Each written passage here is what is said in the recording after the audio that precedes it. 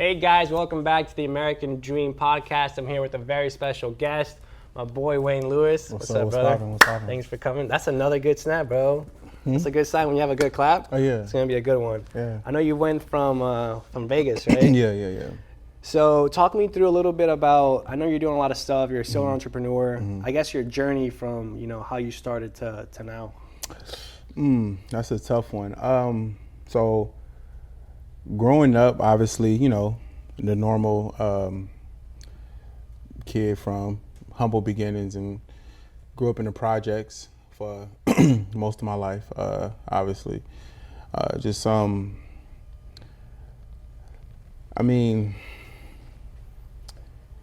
was a spot where, it was kind of one of those,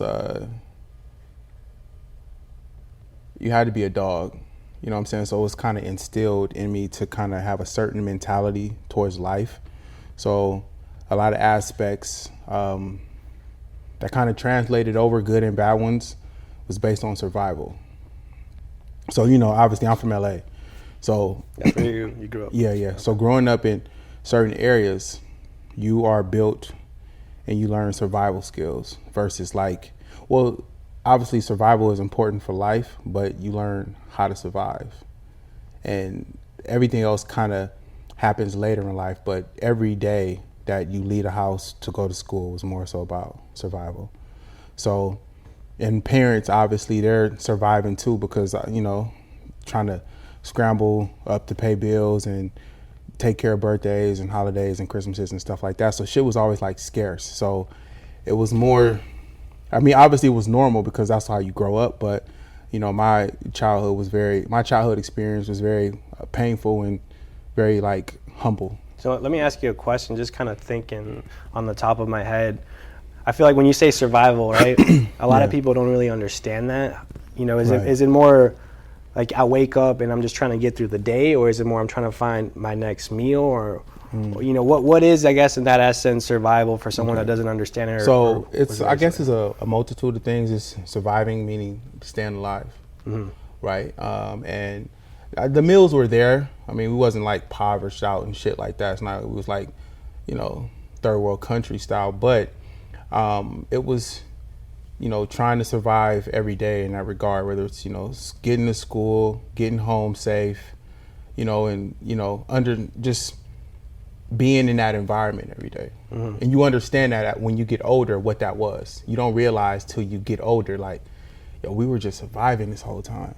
Because you still have to learn life and still have to, conduct yourself around people at a certain point. You become an adult. You know what I'm saying? So. And then I guess moving forward from there, from that essence, when you were a kid, what happened after that? Well, obviously, I played sports and I always wanted to be a business guy. So I was a dreamer as a kid. So I always looked towards Fresh Prince of Bel-Air. The way that they were living, that was a dream to me. I want to live just like that. So I was always living in my mind. And then obviously the older cats in the hood that sold drugs and stuff like that, they pretty much had everything that I wanted: the cars, the chicks, the jewelry and stuff like that. So it was a combination of things. I just didn't want to do what they were doing because I seen the outcome. So yeah. And then moving forward from there, so your childhood, you see, I guess, what money is in an essence, but you want it, but you don't want it that way. Right. How did you create and start your own concept of business? How did that transition go? That came as I grew, and obviously you don't have the fit or the right role models around you.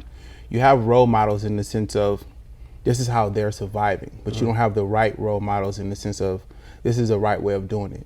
But in their mind, this is the right way of doing it. So you had to choose and articulate the way that you want to do things versus how you've seen them being done. And for me, I don't want to do them that way because them guys were always getting arrested, always getting killed, always getting robbed, always something. And I'm like, nah. Even as a kid, I'm like, it's too much work. It's way too much work. It just looked like a hassle. And me not even understanding, articulating that, it just looked like a lot. I'm like, nah, they always in trouble. Something's always going on with them, even my pop. So I was just like, nah, I got to figure out another way. So I know you're doing really well for yourself. Obviously, you're speaking at our event. Thank you for supporting what we're doing. For sure. Thank you for having me. Absolutely. So I guess my question more is, when you started your own business, what was it? What made you get into that? How are you so successful within the business area of that? Well, so my very first business was a clothing line. It was called Famous Nobodies. Okay. And I worked the shit out of that brand. Like when I say worked it, I worked. That was my first clothing brand. My actual first business was my insurance agency. What type of insurance? I sold auto, home, and life. Okay. For farmers. Nice. Yeah. So I went to Vegas to go to school, but I ended up dropping out. Yeah. I went to school for business, and I ended up dropping out. And then got with one of my boys at the time. His dad was like a district manager for farmers, so he let me intern for him. And I was going through the folios, which is how they got paid. And one of the dudes, I think it said like 60,000. I'm like, damn, he made that last year. That's dope. I thought that was a lot of money. He's like, nah, he made that last month. And I was like, yo, what you mean you make that? Like, you can make that in 1 month? I was like blown away.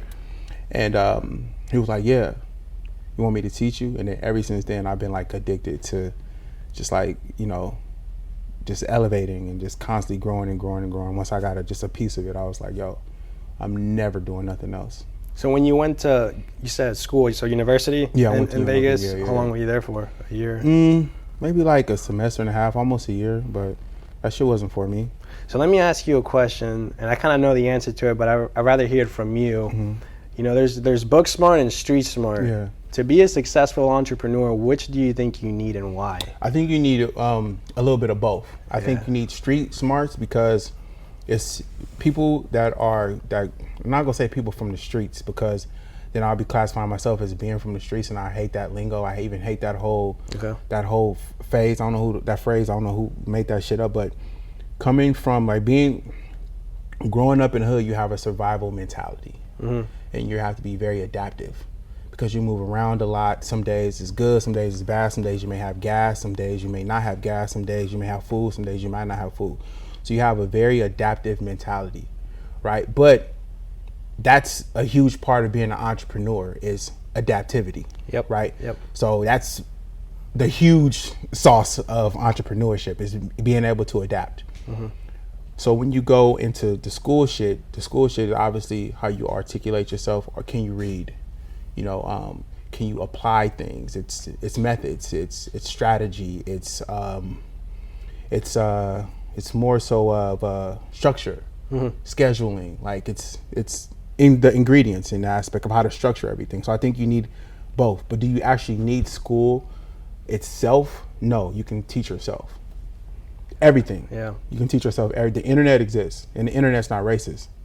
It's going to give you exactly what you're asking for. It doesn't care who's typing it in, how you look, how what your sexuality is. It's going to teach you exactly what's there. And I believe in being self-taught, depending on the type of learner you are and how dedicated you are to learning whatever it is. Yeah, of course. It's funny you say that too. We've had a lot of people with different stories. We had Ryan was homeless. He went from being homeless to being a multi-millionaire. Paul was in prison for like 10 years, maximum security. It's always interesting to see people's depiction of success, but it's all the same concept, mentality, entrepreneur. But success is also subjective. What do you mean? Elaborate on that. Everybody's version of success isn't the same. That's true. It's very, very subjective. Some people's success is family. That's their success. Some people's success is going on trips. What's your definition of success? My definition of success is freedom. Of time. Both time, and financially. That's success to me. Because when you don't have any money, it feels like a prison. You're limited to everything that you do. Damn near don't even got a voice. Yeah. You can be the smartest man in the room, but if you don't have money, you're voiceless. You get what I'm saying? Absolutely. Yeah. So moving forward from working at the insurance, what was the next step? So that's when I got into, I ended up selling that, the insurance agency, and just was trying to figure out what I wanted to do. And I was always like a creative kid, so I just got into like designing. So I created a brand called Famous Nobodies.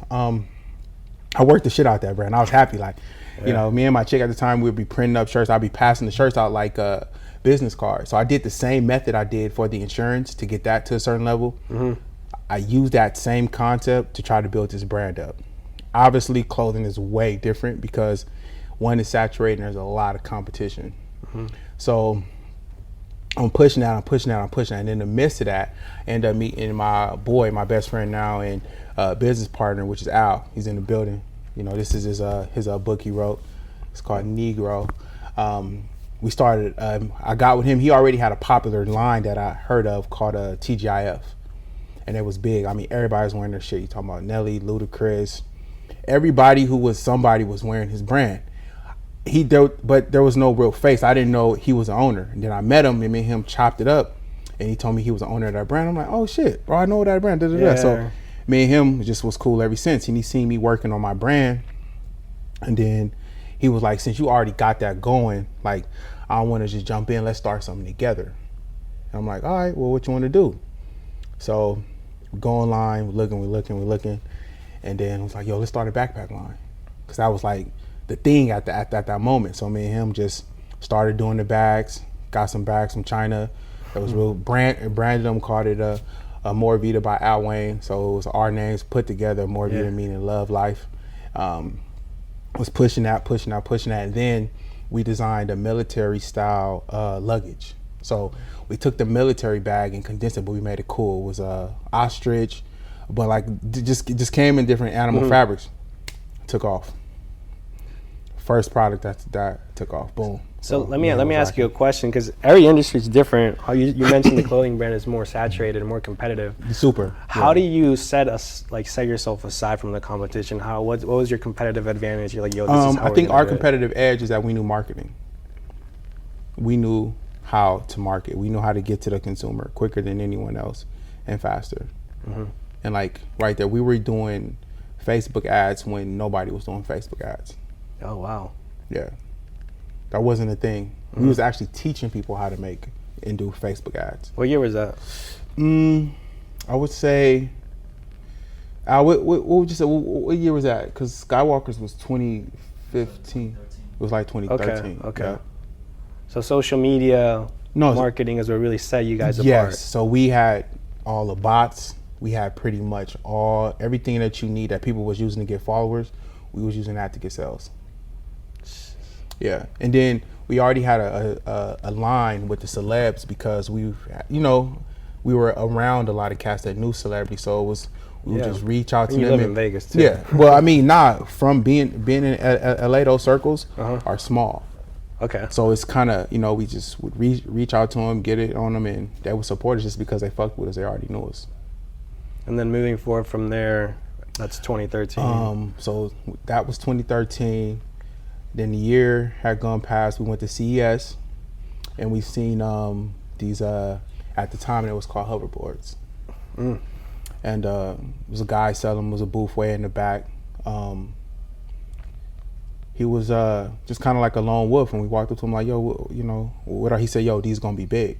It was almost like movie in a way, because it was like kind of just was there. And he was like, yo, these are gonna be big. And we're looking at this thing like, yo, what the hell is this? Talking about? He's tripping. Yo, what is this? But we stayed in touch with him. So me, him, and our other dude, Jay Bling, we was sitting there and we just like pondering, like just thinking of like our next business, what was gonna be the next big thing. So boom, we started Skywalkers USA, which is a hoverboard company. We got in touch with dude, we got some boards over. So got the website design, was sitting there, and then Al, at that time, he was like, he was the trigger man. He was gonna pull the trigger, like. So he hit me. He like, yo, we launching tomorrow. I said, no, bro, we're not ready. We don't have all the boards here.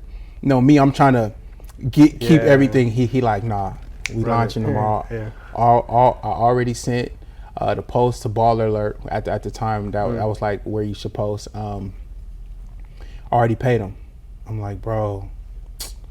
So I hang the phone up. I call Bling. I'm like, bro, dude, Al said we launch tomorrow. I'm like, dog, this shit's gonna be, we not ready. Hung the phone up. So I think like 4:00 the next day. He hit me like, you ready? I'm like, yeah, I'm feeling the way because I'm feeling the way because it's like in my mind we not ready, right? But all these lessons kind of flow. Yeah. Like I'll go back to that. We're not ready. So I'm like, we not ready. He's like, it's already done. I'm like, we not ready. He's like, it's already done. I just got off the phone with him. Like, I'm not about to go back and forth with you. They posted. I'm like, see, shit didn't even work. Go to Shopify. 1,600. Look again, 2,400. Look again. What's that? Like 3,200, 4,000, 4,800, 5,600. How much was each one? 800 at the time. I'm like, what the fuck? 27,000. I'm like, yo. Call Al. I'm like, bro, what the fuck? And he just kept going. I think we hit the first day like $48,000 on the first day. And I'm like, we had no product. I was just about to ask We that. had no product. Yeah. I'm like, oh my God, like I've never made that money in one day before, ever. So what's crazy is before we launched the company, the chick that I was with, me and her had gotten an argument probably like a week before. And she told me I needed to get a real job. You know what I'm saying? Yeah. So I look at her, I'm like, what? I'm like, all right, bet. You're like, bet, Bet. I'm like, all right. Yeah. I'm like, bet. Remember We'll you see said it, that, yeah. right? We would argue all the time and say all kind of crazy shit to each other. She was like, you need to get a real job. Like, chicks are gonna say that because they don't really understand. We're all programmed, you know what I'm saying, to get a job. So I'm like, damn. And then the next day, 27,000. So it just never stopped. That company just never stopped, and it blew up.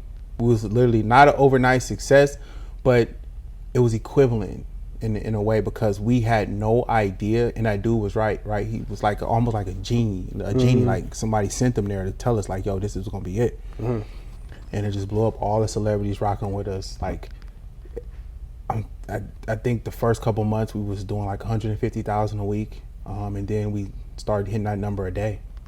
So let me ask you a question. During that moment, because some companies can scale too quick too soon. Absolutely. Was it kind of like, oh man, we're like killing it right now, like yo, we don't even have the production back end to even keep up with this? Yeah, so we had to get to China. You went to China? We had to, yes. We went there and stayed out crazy. there and built warehouses out there, got them done. And we interviewed, I would say we went on like a 7 to 8, maybe 10 different interviews. We had a translator with us. We did the China thing, and we set our footprint out there. Hoverboard, that's crazy. Yeah, we blew that shit up, bro. We had the biggest company. That's amazing. Yeah, we had the biggest company in the U.S. Yeah, and scaling too quick. Yeah, I mean, it's a scary feeling because I could sit up here and act like, yeah, that shit was dope. It was a great moment, but it was so many scary days in those moments, bro. Like, you got to understand, we're young dudes, and like from an income perspective, like the wishes and shit was gone. Like, it was like everything was there. Like, it's kind of like you kind of find shit to worry about. Like, we was like finding shit to argue and worry about, and it was never enough as far as like the demand. It came with a lot of backlash. So when the shit folded, we got all the backlash. It was a lot, bro. It was the greatest roller coaster I ever been on. Yeah, it was very emotional, very, we had to overcome a lot of things. We had to learn a lot of stuff fast, together. We had to work. I would say some days we work 14, 18 hours. Like, I'm talking, I would look over and Al like sleep, head back in the warehouse. And dirt all over us. Just boxes. And it was what it was. It was dope though. It was the greatest roller coaster I've ever been on. Though. So then after that happened, what was your trajectory? So once we got caught up in like all of the backlash and all that shit, we basically had to, fold the company just because there was so much shit going on with those things. New York made them illegal, said you had to get a license. People sending us videos and then breaking it down, boards, throwing them in the water, crash. Like, it was like, yo, the amount of pressure that we was under, it was like. How'd you deal with that? Shit. You just said, fuck it. I mean, how else are you supposed to deal with it?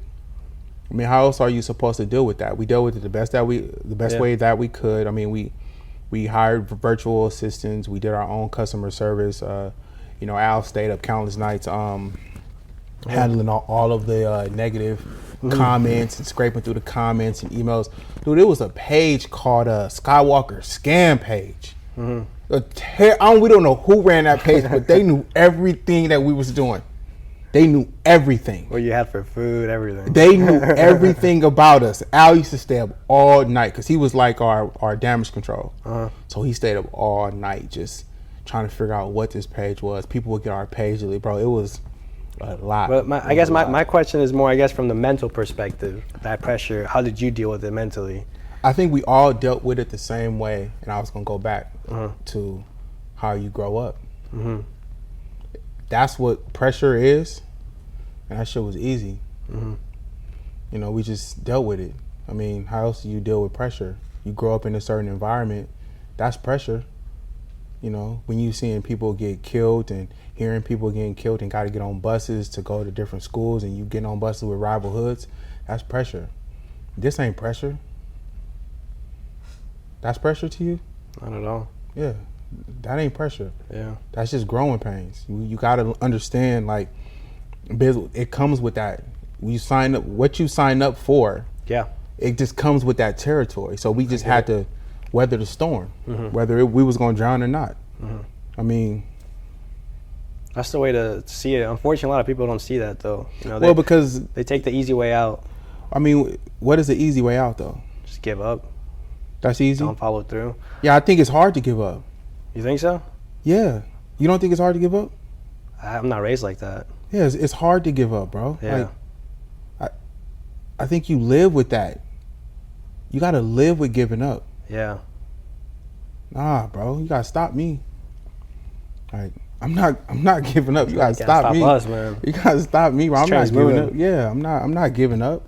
We never gave up. And we had to wave the white flag because of legal reasons. That's a smart thing to do. Obviously. You know what I'm saying? But it was graceful because we was able to still, finish out what we needed to do, and then we had pivots.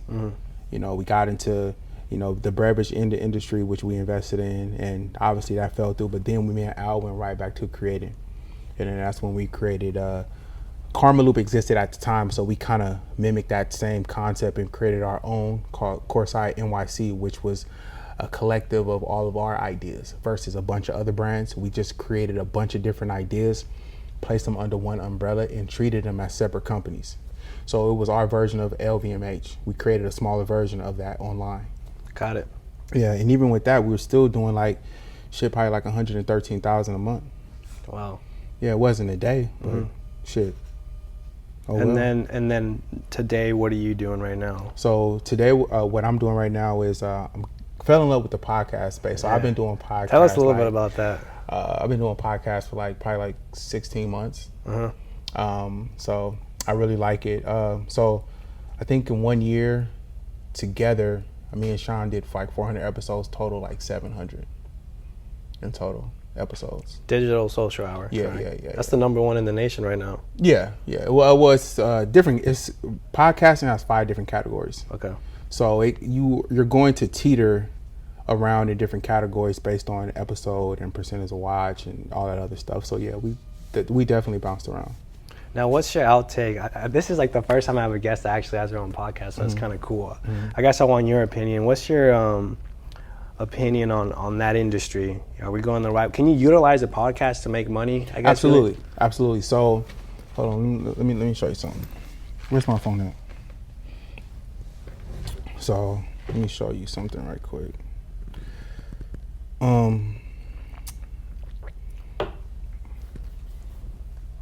So using that same method, right? You have So let me just show you. Okay, so starting from June 3rd, read those transactions. Starting from June 3rd. Right here, 6/3/24. Yeah. We got 569, 1,424, 1,424, 2,400, 1,424, 2,374. What's today? Today's the 19th? Yeah. Oh, Right. that quick. So that's from podcast episodes. That's what people paying to come on. And they're paying that for exposure. Yeah. So to answer your question, people do pay for exposure. Mm-hmm. They do pay to get on, to have the stage, to get on a platform. It's up to you as the host to actually present them in a way that magnifies who they are. So you got to dig deep in regards of like your interview style and the questions you choose to ask, and make them intriguing as possible, even if they're boring. People will pay to come on a podcast. So is it profitable? Yes. But do everybody have the business acumen to make it possible? No. Or profitable? No. Does everyone have the consistency or the charisma to keep it going? No. So they never see it all the way through. So we'll never know if most podcasts are profitable because most people don't see them all the way through. Do you know on Apple Music on Apple right now there's 2.5 million podcasts, and 90% of them don't make it past episode 3, and 90% of that 10% don't make it past episode 20. So whoever makes it past episode 21, you're automatically placed in the top 1% podcasters in the world. That's Do you hear crazy. me? Yeah. In the fucking world. That's crazy. So the competition is not there. Yeah. I shot 400 episodes in 1 year. That's crazy. We started in February and we're at over 40. So you're top 1% in the world. Dun. So understanding those numbers and understanding the metrics of podcasting, it may look like it's a lot of competition, but ain't nobody really playing. It's cool to say because the shit looks easy. It's profitable, yeah, but you got to see it all the way through. The networks are going to pick up the people that they can depend on. Yeah, you may be great, but you only shot 2 episodes. We haven't seen how great you are. We haven't seen how consistent you are. We don't know who you are. So I would say, yes, I think everything is profitable. So let me ask you a question. This is a great point. So I come from the blue collar space. I met my mentor. It's not a bar. I met him at a gentleman's club at 3 a.m. in Houston. How important do you think mentors are? You think mentors are important? Changed my life completely. For real? Yeah. Why? Because they opened up an opportunity that I never had, if that makes sense. I mean, They opened up an opportunity or they opened up your mind? Which one? to be transparent, I would say both. Obviously, I learned concepts that I didn't know were there, but then also they opened up windows of opportunity in the sense of, hey, I want you to meet this person, this person, this person. I'll give you an example. Tommy Mello sold his company for $150 million to a private equity firm. I met him through my mentor, and now we're good best friends. That's kind of what I mean in terms of, but I mean, for me, I always capitalize on an opportunity. But what's more important? You think meeting people or obviously being ready to meet people from a mental standpoint? Because I can introduce you to whoever, but if you can't provide value and you don't understand, you know, what you can do for them, then why am I introducing you to people? Absolutely. So they don't go hand in hand. They don't. No, that's the name of the game too. That's, people don't get that. Yeah, you got to be an asset. You got to add value to people around you. So you got to be of service first. So, I mean, how did he prepare you mentally? So he actually hosted a really big event in the blue collar space called Win the Storm.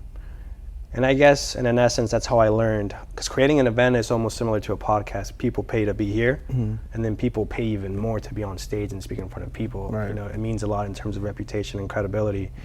I did start to understand the concept of marketing and branding and how do you expose yourself to a specific target and maximize that. Right. He is a guru at marketing in that area.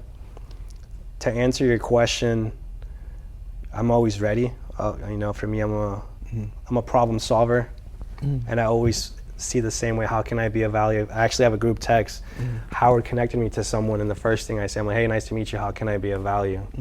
right? So like, you and I connecting, right? You coming in, which I appreciate, but then also, I'm providing value for you, and then I know one day you're going to provide value for me, and that's just the way the universe works, right? Dan, I don't know if he's here right now, if he's changing, he's there. He supported my event. I brought value to him. He brought value to me. It could be monetarily. It could be whatever. I went to a dinner with Tommy one time in Scottsdale, and you know how it is with rich people, bro. They like to pay the tab all the time. So I was like, I'm going to go to the restroom. I get the waiter on the side, like, hey, put this on my tab. Done with dinner, tab comes in, she's like, taken care of. He's like, what? Man, I was making six figures. I was 21, 22, but I understand the principles of respect and appreciating someone's time. And I was raised a certain way with my mom to not take opportunities for granted. And dude, ever since that fucking dinner, it blew up to like the best relationship ever. Like we'd hang out. He was like, hey, by the way, thank you for dinner. Imagine having a billionaire thank you for dinner, bro. And then he actually sponsored my first event for $25,000. And then when he sold his company to a PE firm, he's been blowing up now, but he's hanging out with Grant Cardone, Gary Vee. Shone actually reached out to me saying he was going to be in Scottsdale in November. And I connected him to Tommy. So then I provided Tommy with value again, being introduced to Shone. So that's the way I see it, bro. It all comes back to you. Yeah, I think mentors are important. I've had a lot, and even now until this day, I'm always like seeking out knowledge because I feel like it's important. You can never stop improving. You gotta like be a self-improvement junkie in a lot of different ways. You have to always be improving on you, constantly adding value to yourself, and I think that's really, really important, especially if you want to grow. And if not, then you'll shrink. We never stay the same. Like you don't want to be the same dude you are today, 2 months from now, a year from now. You just don't. You always want to be growing and evolving to more. So let me ask you a question. What's the whole game plan, I guess, in the next 5-10 years? Where do you see yourself? What do you want to do? Well, I definitely want to expound on the podcast space for sure. I got some deals on the table. I definitely want to make $100 million doing that. Yeah. You think it's possible? Fuck yeah. Damn. Yeah. Fuck yeah. Hell yeah. I mean, look at the numbers that they're talking now, and the numbers that a lot of other people are getting. Yeah, it's very well possible. It's the new media. That's true. Yeah, they can use you in a lot of different ways, for good and for evil. I mean, look at all these cats out here that's doing whatever they're doing. I mean, shit, look at Joe Rogan. Yeah, it's possible. So let me ask you a question. I guess this is me being curious. So you have a podcast. But wait. No, that's just a podcast. I mean, but just keep creating new and fun ideas, investing more. I want to open up Houston's Chicken. In Vegas? I want to get into a lot more of that kind of business and franchising. And just continue to find new ways to make money, create cash flow, and just always like come up with new ideas. Beautiful. So my question was, so for the podcast space, I understand consistency, content, being a good host. I understand all that stuff. But what will separate you apart? Aside from that, I get, there's a metric and a number to that. But in terms of branding, and I know branding obviously because you're in the clothing area, so I think you're an expert on that. What's the secret behind a podcast or a business on branding? How do you perfect your brand? Authenticity. How do you achieve that? Being authentic. I understand, but I guess in the essence of the market that you want to pursue, being authentic. But how? You don't know how to be authentic? I myself, but for me, it's more like if you create your business. How do you explain somebody to be themselves? How do you explain authenticity? You can't. I can't give you the ingredients on how to be who you are. I'll never do that. If you're not being who you are, then that's a personal problem. But if authenticity is something you have trouble with, I don't want to be around you. The fuck? Well, I don't want to be around you if you're not authentic. Yeah. What is that? That's fake, right? Yeah. Right. Would you buy your girl a fake Gucci bag that's clearly fake? No. And you gonna tell them how you gonna tell a fake Gucci bag how to be authentic? It doesn't know. Like hold on. Like what? How do you be authentic? I do got a crazy story one time. I bought my girl real stuff. Dan knows my ex. I bought my girl real stuff. I have. But one time, bro, did buy her some fake Louis Vuitton shoes because you know the red bottoms, they get like, they get scratched out. So I bought her fake red bottoms, and she ate it, bro. I went to the Louis Vuitton store. I was like, "Hi, can I get a bag?" And like this and that. I played it off. She thought they were real. That was one time though. I'm sorry. You said that. You did good. I like that. She's my ex though, so I guess it worked out in the long run. No, I just think being authentic and being true to who you are, and then knowing, is this space for you or not? Like, know what's for you. Everybody is not built for everything, so do what you're built for. That's it. There's no like other way to explain it. But what if the market doesn't eat it up? You know, what if you have a unique vision, you want to be authentic, but it doesn't sell? Well, then what ingredient are you missing? You got to look at the full landscape. You got to look at your full project and understand, okay, what am I missing? There's something that I am missing. What I'm doing isn't working, and why? Try to find out the why versus figuring out what's not working. You already know it's not working. See your whole blueprint, pull it all out and just see what's not working. What am I missing? Look at the metrics. It's all numbers. It's all math. So understanding the back end is going to give you a better understanding of the front end and how you need to move forward. It's all based on audience, content, but grasping them. Understanding them. So, understanding your consumer. So in marketing, it's all about reach and frequency. How many people can you reach? And the frequency, how frequent are they seeing you? It takes 7 times for a consumer to see your product before they decide to make a decision. So with content, you have to do that, give them that same approach. You have to hit them on all different platforms, different ways, different clips. That's it. Marketing is the water. That's 90% of your success will be marketing. Everything else will be the actual product. But the consumers don't really understand a good and a bad product. Know that. They don't know the difference. That's true, man. You're the expert. That's true. Think about it. We don't know what good information is and what bad information is. It's like when you watch a trailer to a movie and the movie's bad. They sold you something. Yeah. The trailer's great. No, fuck bad. The trailer's fire. You go see the movie and it's bad. The marketing got you. 100%. They did good, right? Fuck the numbers. You bought the ticket. You're gonna go tell somebody that the movie was bad though. So it's gonna tank a little bit, but their humans are so fucked up that you tell me it's bad, I'm gonna go see it with me and my girl to tell you if it's bad. And then if I don't think it's bad, I'm gonna hit you like, bro, that movie wasn't that bad. We live to debate. So everything is subjective. It goes back to that. So understanding how humans think and the way all this shit works, you'll know that success is in everything that you do. 100%. Right.